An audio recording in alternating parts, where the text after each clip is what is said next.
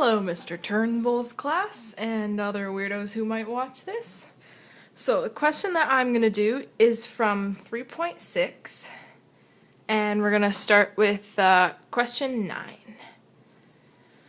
Okay, so number 9, the question is, find the derivative of the ln of x times e to the negative 2x.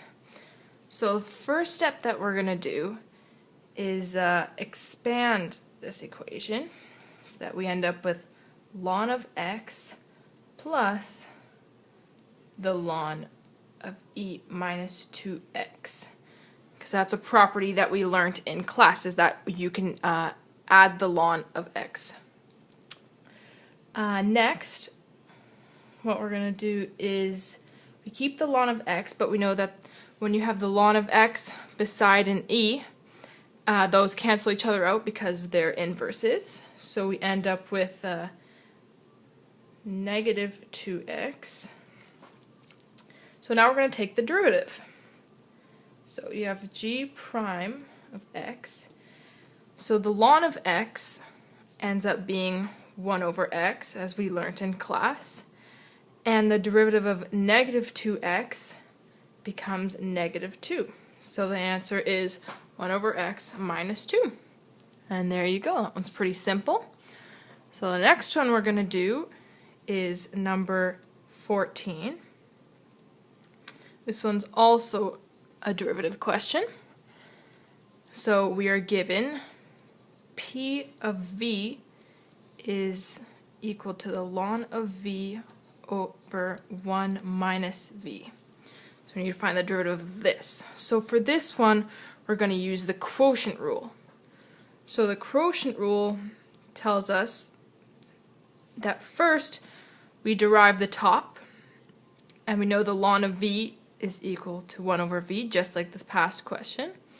And you multiply it by the bottom, which is 1 minus v. Subtract, I'll just put brackets over here, subtract the top by the derivative of the bottom. 1 minus v will just give us negative 1 over the bottom squared. Okay, so we end up like that. So next we're just going to simplify it. So we have 1 over v times 1 minus v is going to give us 1 minus v over v. And then the ln of negative 1, ln times negative 1, also times this negative here, so it ends up being positive ln of v over 1 minus v squared. And then we finish off, we'll simplify it one more time, because we'll have this over v.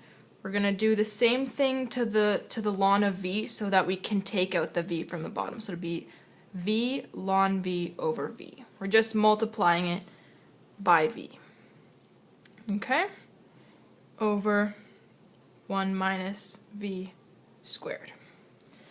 So last thing we're going to do is we end up with 1 minus v from here plus v ln of v over, so this v gets moved down to the bottom, v 1 minus v squared. And that's it. That's the 2 problems. And thanks for listening. Bye.